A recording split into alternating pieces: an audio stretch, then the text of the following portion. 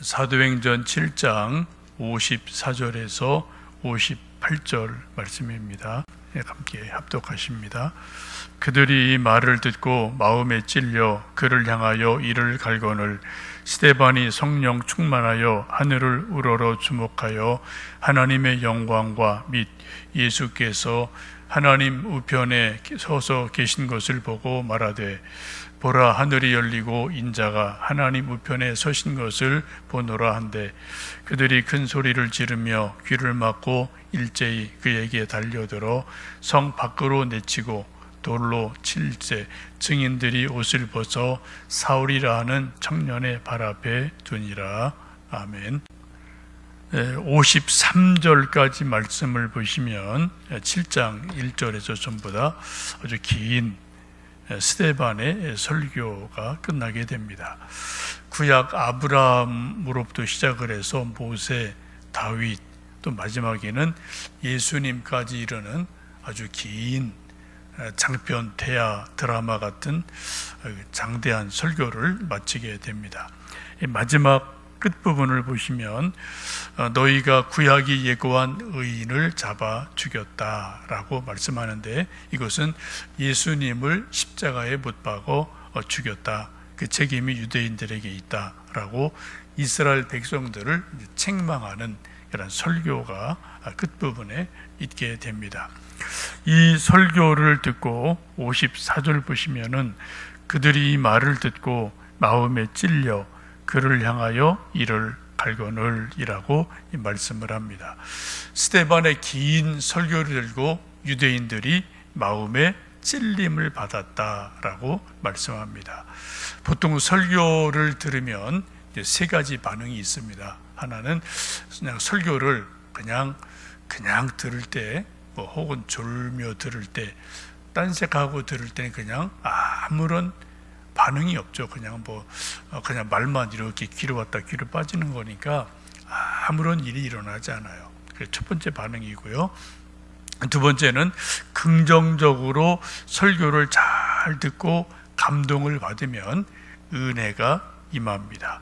새 힘이 생기든 은혜가 임하든 용서가 생기든 또 회개형이 일어나든 하여튼 긍정적인 반응이 일어납니다. 사도행전 2장에 있는 베드로 설교를 듣고 많은 이스라엘 사람들이 마음이 찔려서 어찌할꼬 하고 회개를 하고 그날에 3,000명이 예수님 믿는 놀라운 일이 일어납니다. 그런데 오늘 본문의 말씀은 성령이 충만한 스데반이 설교를 했는데 마음이 찔렸다, 설교 듣고, 그리고 이를 갈았다 라고 성경은 말씀합니다. 이 부정적인 반응이 나온 거죠. 성령 충만한 스데반의 설교를 듣고 마음이 찔렸는데 그 마음 찔린 것이 너무 자기들의 아픈 곳을 찌르니까 분노했다, 이를 갈았다, 적개심을 품었다라고 말씀합니다. 베드로도 스데반도 모두 다 성령 충만한 설교를 했습니다. 똑같아요. 근데 그것을 받는 유대인들의 그 반응은 180도 완전히 뒤바뀌어요. 베드로 설교를 듣고는 마음에 찔려 우리가 어찌할꼬 탄식하고 회개하고 3,000명이 예수님 믿습니다. 근데 성령 충만한 스데반 설교를 듣고는 우리가 어찌할꼬 하고 마음에 찔려서 이를 갈고 스데반을 죽이는 일이 일어납니다. 설교를 흔히 케리그마라고 말하는데 이거는 하나님의 말씀이 선포된다라는 거예요. 설교는 토론 시간이 아닙니다. 이렇게 논쟁하는 시간이 아니에요. 설교는 기본적인 설교의 의미는 선포, 일방적인 거예요. 목사나 선지자나 예언자나 선포하는 겁니다. 그 속에는 하나님의 말씀이 역사하기 때문에 하나님의 권능이 임하게 돼요. 어떻게 하든 사람에게는 이러든 저러든 영향을 주게 되어 있습니다. 긍정적으로 영향을 줄 때도 있고 부정적으로 영향을 줄 때도 있어요. 이게 중요한 것은 왜 어떤 사람은 긍정적인 반응이 일어나고 그런 감동이 있는데 어떤 사람은 똑같은 설교 듣고 왜 이렇게 반발심이 날까? 왜 적개심이 나고 오늘 본문에 있는 것처럼 이를 갈까? 왜 스데반을 죽일까? 이런 궁금증이 우리에게 일어나게 되죠.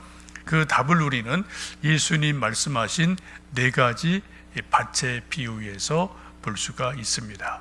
씨는 똑같아요. 하나님 말씀은 똑같아요. 근데 그 씨가 뿌려지는 마음밭은 4가지가 있다고 예수님 분명히 말씀합니다. 한 밭은 아주 길가같이 딱딱해서 아무리 좋은 씨를 뿌려도 씨가 땅에 자랄 수 없어요.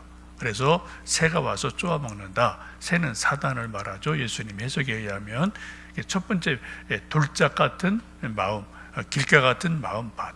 두 번째는 돌짝밭이 있고요. 세 번째 가시덤불 같은 밭이 있고, 네 번째 옥토밭이 있어서 옥토 같은 밭은 30배, 60배, 100배 열매를 맺는다라고 말씀을 합니다. 여러분, 우리가 출애굽기를 보시면 모세를 통해서 하나님의 엄청난 능력이 말씀이 애굽의 바로 왕에게, 신하의 온 백성에게 다 임해요. 10가지 재앙이 하나님의 말씀과 기적, 표적이 따라가는 놀라운 거죠. 우리 같으면 그런 거 한두 개 보면 뭐 기겁을 해서 땅이 엎드려서 하나님 하나님하고 뭐 정말 회개하고 엄청난 일이 일어나지 않겠습니까? 그런데 바로는 10가지 재앙을 보고 듣고 당하고도 꿈쩍을 안 해요. 오히려 성경은 점점점 바로의 마음이 강팍해져 갔다라고 성경은 말씀합니다. 왜요? 바로 마음밭 자체가 길가밭 같으니까 그런 하나님의 권능을 보면 볼수록 더 반발심이 생겨서 자기가 왕이니까 한번 해봅시다 라고 하나님과 이제 뻗팅기는 그러한 곳으로 바로의 마음이 가는 것을 볼 수 있습니다. 그래서 우리가 할 수 있는 것은 하나님의 말씀보다도 우리 마음밭이 부드러운가 딱딱한가를 늘 살펴봐야 되고 우리 마음밭을 기경을 하고 갈아엎어야만 됩니다. 하나님 말씀으로 기도로 계속 우리 마음밭을 갈아엎어야 되죠. 지금 유대인들은 이 순간에 스데반의 성령 충만한 설교를 듣고 마음에 찔렸지만 분노하고 이를 갈고 스데반을 죽이는 바로와 같은 쪽으로 나가는 것을 보게 됩니다. 이렇게 이들이 이를 갈고 막 화를 낼 때 55절, 56절 말씀을 보시면 바로 그 순간에 동시에 성령 충만한 스데반이 하늘을 쳐다보니까 하늘이 열리고 예수님께서 하나님 보좌 우편에 서신 것을 봤다라고 말씀합니다. 그리고 말하기를 56절 보시면 말하되 보라 하늘이 열리고 인자가 하나님 우편에 서신 것을 보노라 라고 크게 이야기를 합니다. 이 말씀을 우리가 좀 눈여겨봐야 되는데 이게 하늘이 열렸다. 스데반의 눈에 그런 거죠. 하늘이 열렸다. 하나님 보좌가 있고 하나님 보좌 우편에 서서 계신 예수님을 스데반이 봤다라고 말씀을 합니다. 여기 독특한 표현은 하늘이 열리고 인자가 하나님 우편에 서신 것을 내가 본다라고 예수님을 인자라고 호칭을 합니다. 제가 한번 옛날에 설교 드린 적이 있는데요. 주일날 인자라는 단어는 심판주로 오실 예수님을 말할 때만 사용하는 단어입니다. 예수님을 복음서에서는 그냥 랍비여, 다윗의 자손이여, 그리스도여, 주님 이렇게 대부분 불러요. 예수님이 자기를 가리켜서 인자다라고 말씀하신 것이 복음서에 몇 번 나오는데 그때는 그 전후 사정의 내용을 보면은 말세에 심판 때에 오실 재림의 예수님을 가르칠 때 대부분 인자라는 표현을 쓰십니다. 계시록도 마찬가지고요. 다니엘서도 마찬가지고 이건 아주 몇 번 나오지 않는 독특한 단어인데 지금 유일하게 이 사도행전에서 인자라는 단어를 예수님이 아닌 제3자인 스데반이 썼다. 이 말씀은 지금 하늘이 열리고 하나님 보좌 우편에 서서 계신 예수님을 보니까 어떤 예수님이요? 심판주로 오실 예수님을 지금 스데반이 보고 있다. 그거예요. 아주 중요한 그런 말씀이 됩니다.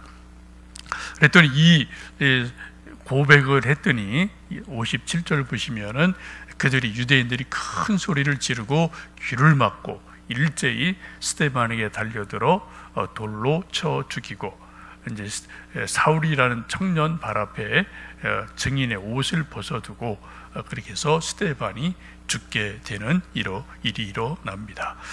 여기 하늘이 열렸다라는 말씀이 나오게 되는데, 성경을 보시면 하늘이 열렸다라는 그런 독특한 말씀이 몇 번 나오죠. 예수님이 요단강에서 세례 요한에게 세례 받으실 때, 물에서 올라오실 때 하늘이 열리고 비둘기 같은 성령님이 임하시고, 그리고 하나님께서 이는 내 사랑하는 아들이다, 이 말을 들으라, 그런 특별한 역사가 일어납니다. 하늘이 열렸다, 그런 거예요. 또 사도행전 10장에 보시면 베드로에게 환상이 임할 때 하늘이 열리고 네 귀퉁이 달린 보자기가 내려와서 여러 가지 이상한 것들 먹어라 라고 그래서 이제 하나님이 특별한 이제 또 계시를 주는 게 있죠. 요한 에스겔서 1장에 보시면 또 에스겔이 환상을 받을 때 하늘이 열렸다라는 말씀이 몇 번 성경에 있습니다. 오늘 여기서 말하는, 성경이 말하는 하늘은 스카이를 말하는 게 아니고요, 헤븐이라고 보시면 좋겠습니다. 하늘은 우리가 스카이, 스페이스, 헤븐, 하늘을 세 개로 일반적으로 구분을 하죠. 성경에서는 늘 헤븐이라는 의미를 강조해서 말씀을 하고 있습니다. 만약 우리가 일생을 사는 동안, 또 믿음 생활을 하는 동안 한 번, 두 번이라도 오늘 본문에 있는 것처럼 스데반이 체험한 것처럼 하늘이 열리고 하나님의 보좌를 본다든지 하늘 보좌 옆에 계신 예수님을 우리가 만일 보는 신비 체험이 있다면 우리 믿음 생활은 확실하게 달라지지 않겠습니까? 저나 여러분이나. 이런 신비 체험을 하는 사람은 정말 극소수에 불과하기도 합니다. 신성종 목사님이라고 꽤 유명한 목사님, 신학자이고 대학 총장하시고 또 충현교회 담임하셨고, 하여튼 한국에서는 그래도 상당히 존경받는 그런 원로 목사님 중에 한 분이신데, 그분이 몇 년 전에 내가 본 지옥과 천국이라는 책을 은퇴하고 나서 쓰신 게 있어요. 그 책을 봤는데, 이분이 이제 70 넘어서 은퇴하고 나서 뒤늦게 어느 날 장모님인가 누가 이제 이 신목사님에게 천국이 정말 있나? 라고 이제 진지하게 물으니까 이게 이제 답이 좀 궁한 거예요, 자기가 갑자기. 그래서 그때부터 정말 하나님께 천국의 실제를 좀 알게 해주세요, 보여주세요. 열심히 기도하다가 하나님이 특별한 은혜를 주셔서 천국의 환상을 분명히 체험을 하게 됩니다. 참 아이러니하죠. 70 넘어 은퇴한 총장 출신이고 충현교회 담임했고 했던 그런 분이 은퇴 후에 하늘의 천국을 보는 체험을 하고, 그때부터 나이 먹었지만 선교사로 계속 섬기고 있고 봉사를 하고, 그리고 책을 써서 내가 본 지옥과 천국이라는 책을 써서 자기 어떤 그런 체험을 이야기하고 있습니다. 이제 이분이 이제 그 책 중에서 말하는 것 중에 하나는, 아무리 천국의 그러한 신비를 체험해도 사람이 변하는 게 있고 변하지 않는 게 있다. 이건 이제 이분의 소견이에요, 견해인데, 그분의 얘기는 천국의 체험을 해도 사람은 기질은 잘 안 변한다. 변하긴 변하는데 기질은 거의 천성적인 것이서 잘 안 변한다. 그러나 가치관이나 태도나 삶의 자세는 분명하게 변한다. 왜요? 천국을 봤으니까. 그래서 하여튼 자기 어떤지 그런 여러 가지 체험을 이야기하고 또 그렇게 살아가시는 분이 계십니다. 여러분, 이 아침 우리가 기도할 때 우리가 뭐 시대반이 아니기 때문에 우리가 기도한다고 매번 뭐 하늘이 열리고 하나님 음성 듣고 이런 거는 정말 평생 한 번, 두 번 있을까 말까, 이게 뭐 사실이죠.